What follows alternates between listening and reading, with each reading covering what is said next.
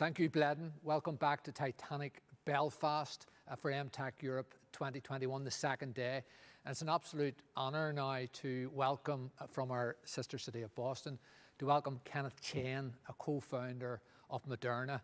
Our apologies because in Boston it's just after 4:30 in the morning. My blessed mother, Kenneth, likes to say that if you can get up early in the morning, your entire life will be a success. I presume you're now the proof of that. Well, I wouldn't say that. I hope my comments are lucid this early in the morning, but I'll try my best. Well, look, it's really is an honour. You're at the cutting edge of the greatest breakthrough in health technology, certainly in generations, and it's making a real difference. When they come to make a movie of this Moderna story, and we're here today to discuss something else and move to another country, but on Moderna, when they come to make a movie of this, where will it start? Where will that first scene? Will it be in a cafe in Cambridge, or will it be in a lab? Well, for you, anyway. Well, anyway, for me, it starts at, I'd say, in many of these stories, it's kind of one dose of serendipity and one dose of science. The serendipity was at a wedding, Derek Rossi, who really deserves credit for the initial formation of the team that formed Moderna. In fact, he actually named the company. We met at a wedding. We had been colleagues at Harvard, and he asked me if I'd be interested in helping him and hearing about a company he was going to start. And then we had a follow-up meeting in my favorite watering hole, at least in the pre-pandemic era, at Henrietta's at a local hotel here, the Charles Hotel. And that's where we first met and discussed the potential for a company based upon observations he'd made that mRNA could actually be used to reprogram a normal cell back to a stem cell state using the Yamanaka technology. And then he brought in Bob Langer, and then Bob brought in Newbar, and the rest is kind of like history. That's the serendipity part. The other science part was that, of course, I'm trained as a cardiologist to make my living at the intersection of cardiology, molecular biology, and biotechnology. And the heart cell has been my favorite cell for decades. So the first question was, what would happen if mRNA was introduced to a heart cell? And I was just absolutely stunned by the result, because it turned out that the heart loves mRNA. And I'd never seen anything like this before in my 3 decades of working in the field. And so this was just in vitro, and then quickly people in my lab and his lab worked together to do the first experiment that actually was done in our shop. And I got an email at 3 in the morning that essentially said, "You're not going to believe this, but we have dose-dependent expression of, in this case, a reporter, luciferase, in skeletal muscle and heart muscle." And I immediately realized that this could be a game changer for a number of different approaches, potentially a new therapeutic technology platform. That turned out to be the case, and a team was built around it, and which I think is another important take-home message. You need a team, and it certainly was a team effort. And you were, this moment of clarity, if we can call it, not only would it make a difference in certain sectors of medicine, but for humanity, was that clear as well, or it's pre-pandemic, of course? I think, well, early on, I think what we thought, and this is, I'm speaking on behalf of, the other key individuals in the company. Of course, my co-founders were Newbar, Thayan, and Bob Langer, Derek, and myself. I think all 4 of us believed in that this technology, if its full potential was unlocked, that it could be transformative, it could be disruptive. And at the time, there were other companies working on it for vaccines. Actually, CureVac already was employing mRNA for vaccines. Our vision at the time was mRNA as a drug, as a therapeutic. And I think that's the thing that really propelled the company and prepared it to do something that the technology is actually well suited for, and that's vaccines. But our aim, and it continues to be the aim of the company, is therapeutics. And I should say at this stage, I'm what would be known in the vernacular as a proud parent of Moderna. I'm no longer, I stepped down from the advisory board several years ago, and the company is in good hands. And like in parenthood, your kids eventually grow up; they don't need you. they're doing quite a good job, and I'm quite proud of what the whole team has done. Well, in any country, anywhere in the world, that's a kind of an A team that they gathered for Moderna, and I think it's important. We thank you, not only you, the team, and everybody that's there today. Moderna is being delivered right across the island of Ireland. We're rationing here in the north. We're rationing supplies at the minutes because we're keeping it for the under 40s. But the success of the company, not only in creating this breakthrough technology, but making sure that it's delivered hopefully across the entire world, is absolutely crucial. So has it changed your world? I mean, you're sort of a calm, measured individual, but there's a lot of fame associated with this and a lot of attention. Has it changed your personal world, this Moderna breakthrough? Well, I think, I feel, obviously humbled and honored at the same time that, some of the core technology and applications that we use for modRNA for trying to create an mRNA drug could position Moderna to very quickly pivot and work on COVID vaccine. That decision, I think, so just to kind of recap what my contribution was and continues to be, is to try to push the first mRNA drug, not vaccine, which we were successful with Moderna and AstraZeneca, of course, based in the UK and Sweden, to be the first in human therapeutic mRNA for patients with heart disease, which is continued now and just recently completed phase 2 in patients with heart disease and open heart surgery. So it's moving forward. But the experience of that, and actually the study was published about a year before COVID broke out in Nature Communications, a team effort of my group, Moderna and AZ together. That experience, I think, helped the efficiency of transitioning from an mRNA drug to an mRNA vaccine, which Moderna had already started. But the daring decision to put all the chips of a young company just starting with no other product and to put everything on the COVID vaccine takes a lot of courage. And Stefan Bancel, the CEO, really deserves credit for that. So what helped Moderna enormously is because you need to make so much mRNA for a drug versus a vaccine that Moderna had decided, and again, this is Stefan's decision, to build a plant that cost hundreds of millions of dollars to make mRNA, which at that time wasn't even a product.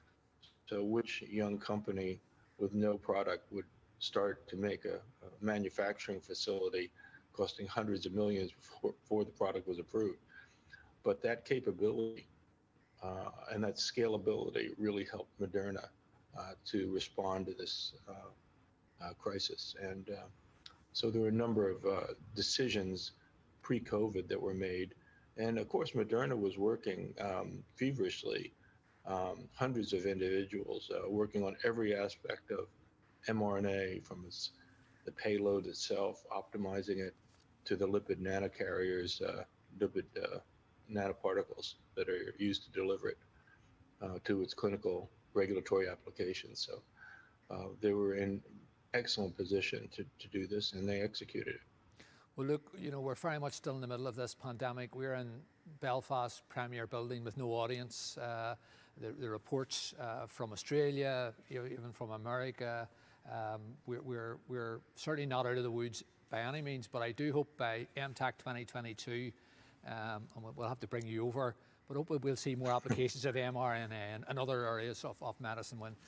But I presume people need to come. Yeah, we'll look forward to that. I think you're going to see some very exciting developments in the field. Just recently, another company, Intellia and Regeneron, showed that you could use mRNA actually as an essential delivery tool to get the first in human targeted gene editing that actually corrected a major genetic defect in a very subset of patients with a rare disease. It's a very exciting development. Well look, let's go virtually to Sweden, because one of the things we've managed to do at MTech Europe is bring people together from every corner of the European continent, people who are involved in emerging technology. Yesterday we spent a full day on sustainability, and we did go to Sweden. We visited a young man who is manufacturing and inventing probably the first regional electric aircraft in Europe and the world, I would say. But in your case, you're a big fan of the Karolinska Institute, which is this powerhouse of learning, education, a medical university in Stockholm, long heritage, several hundred years. Each year they select the physiology or medicine Nobel Prize winner. They have had 5 prize winners themselves from the institution. And I wanted to talk a little bit about, where does this innovation come from? Moderna is an American story. AstraZeneca, of course, has a Swedish connection as well. But what is your great, and you haven't been able to travel to Sweden, of course, but what's your great affection for and respect for the Karolinska Institute? What does that come from? Well, I'd say, let me talk about this in general. I think I'd like to address your question, which really gets to the point of, okay, Boston is the probably epicenter for biotechnology now in the world. And of course, given what's happening, it's natural for people elsewhere to think, okay, how can we also join in this sort of new era of medicine? And I think in thinking about this deeply, I think there are a number of factors that are in play here.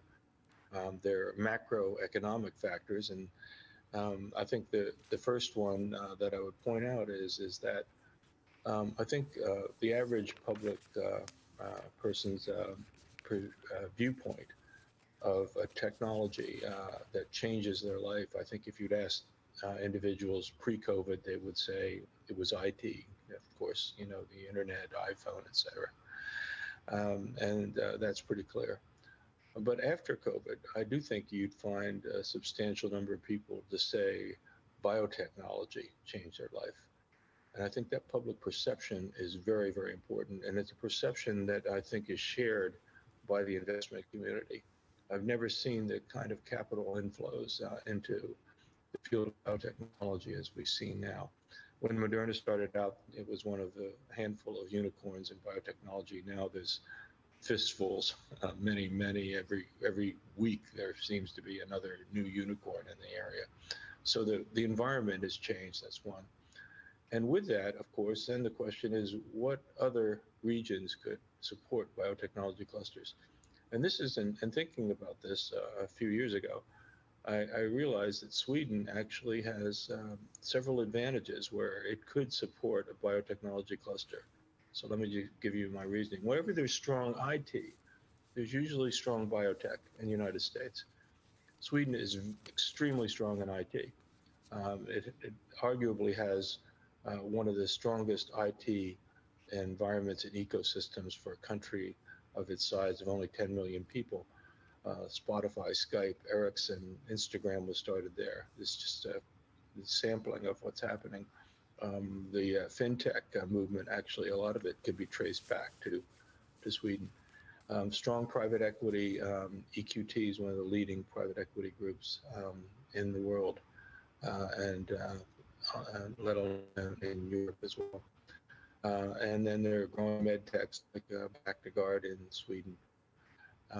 Very strong academic institutions. We mentioned KI, and KI has the capability of attracting an international talent pool, and I think that's important.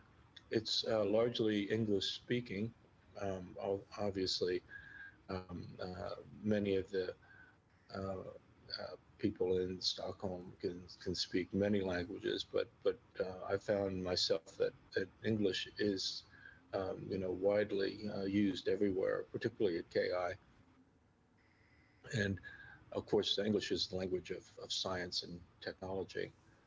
Um, and the other point is that Sweden has a nationalized health system. It's not fragmented. There are databases that exist. And then, of course, there's a growing intersection. And as your, I think, symposium and conference has already highlighted, between AI and medical care and biotechnology. And this is a growing area. So there's a convergence of the two spaces. And I think that Sweden is in an excellent position, also with a history of drug discovery in Astra. The Astra part of AstraZeneca is based in Sweden. Pharmacia was also based in Sweden. But for some reason, biotechnology has been a latecomer, if you will, in the region. And I think this recent push is going to push it further. I want to put a shout out also to our colleagues in Europe in the mRNA field, in BioNTech and CureVac, who've done such a wonderful job as well. And they've created a cadre of leaders in biotechnology in a very complex space that could very well lead to serial entrepreneurship in this area, because you need that human resource to really push the formation of a biotechnology cluster. Regardless of what anyone says, money alone, infrastructure alone, buildings alone, great academic institutions alone um, are not enough. What you need is you need the human resource, the human know-how at every single level: science, clinical, financial, regulatory. Um, and the mindset is different from pharma. Well, Europe has been very successful in pharma, obviously. Some of the best and largest pharmas are in Europe. Pharma is kind of like an aircraft carrier, and it can go and it can do a lot of damage and take out a disease, no question. But it's also hard to turn. So when something comes up like mRNA, it's not the kind of thing that pharma is going to jump on and get the aircraft carrier on something so high risk, high reward.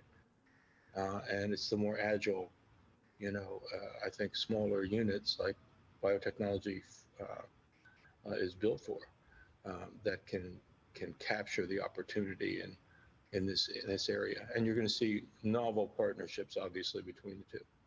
And you're a professor, of course, at Karolinska Institute, even though you haven't been able to travel.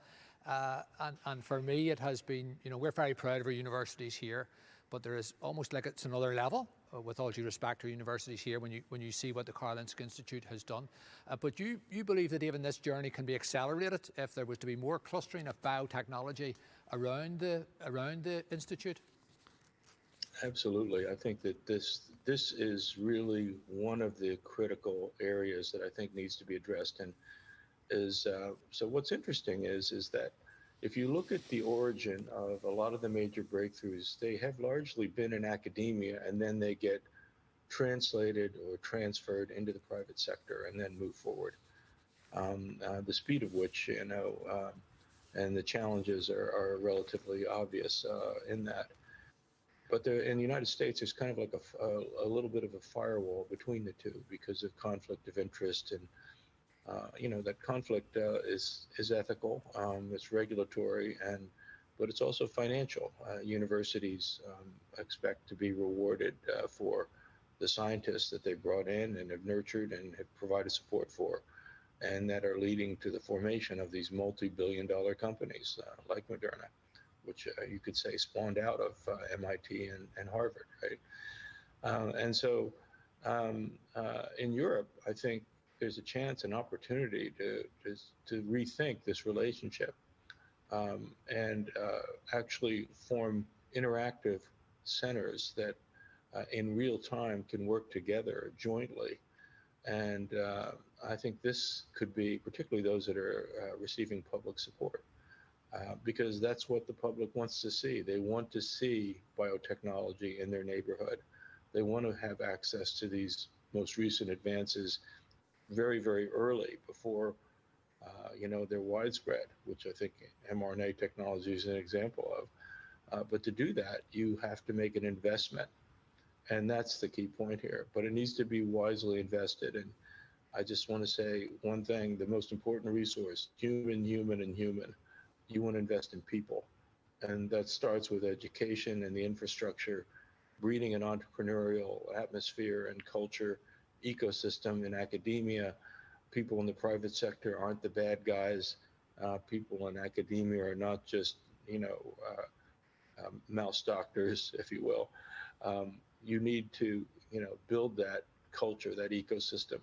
And I think it can be improved even from what we have in the United States. What's interesting is some of the big venture firms, including Flagship at this stage, now has started to form their own kind of institutions, if you will, incubators, labs that they then hire people from academia into their own labs working on very fundamental technology, very far in advance, maybe years before it actually could see a clinical application, and pouring millions of dollars. And we're seeing people, investors, investing in these institutions, okay, that are set up as kind of under the wing of venture groups. And this is a trend we're seeing in Boston, throughout the region.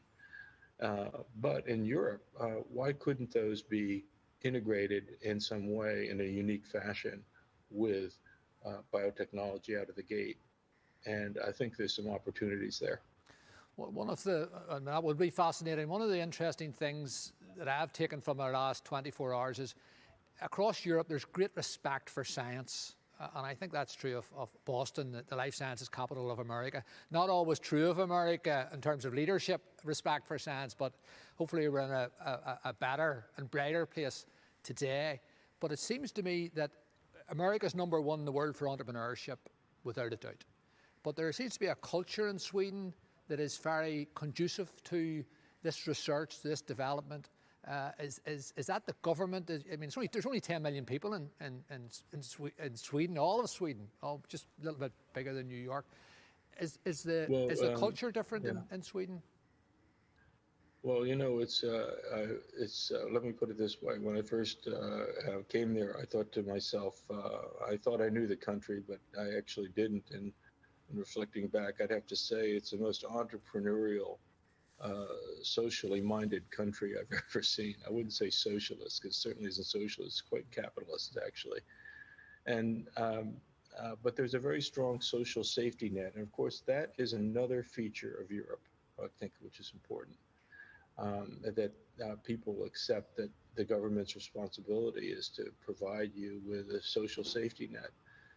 And what that does, particularly for the young, ambitious, entrepreneurial scientist or clinician or business person, is to give them the opportunity to take risk. Because if you do not take risk, you're not going to make it in biotechnology or in startups, et cetera. It's inherently a high-risk business. And so the safety net, I think itself, has afforded the luxury of young people going out and taking a risk.